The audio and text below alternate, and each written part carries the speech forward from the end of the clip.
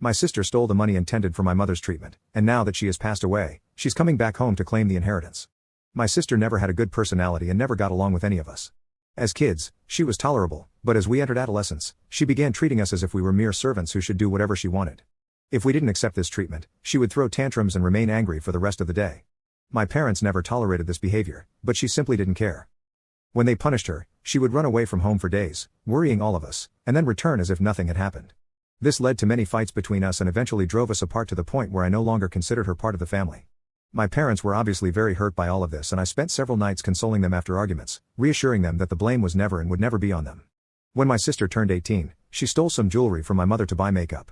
My father found out and we basically kicked her out of the house. I knew it wouldn't take long, so I wasn't surprised. We went for years without any contact, and honestly, I was enjoying it. My parents were considerably happier despite missing her, and I was finally able to have peace in my home.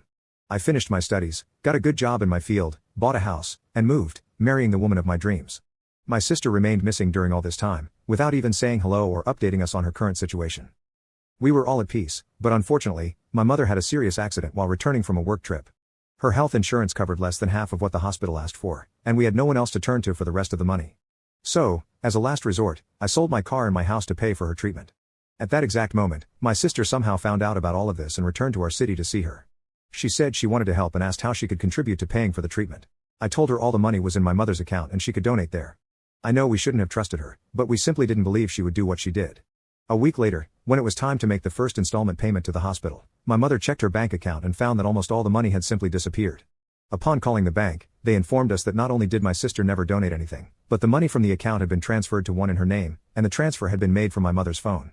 My mother wasn't conscious, so it was obvious who had done this, and we immediately went looking for my sister, but of course, she had already fled with the money. Unfortunately, due to this, we couldn't afford my mother's treatment, and she passed away. We were all devastated, especially me, who had sacrificed all my achievements to save her. However, the biggest surprise came later. A week after my mother passed away, my sister called me, saying she would be returning to the city to claim the inheritance and would then go back home. Before I could say anything, she told me I would simply be wasting my time trying to report her because she would leave the country again once she received the inheritance. But what she didn't know was that I was recording the entire conversation. In my country, she could indeed do that and get away before being arrested. Still, having admitted that she would do so, the police can simply apprehend her when she goes to the inheritance court until the entire process is concluded. She doesn't know this, and she'll be here tomorrow, and I can't wait to see her arrested. You can now check if there's a part 2 by pressing share and more.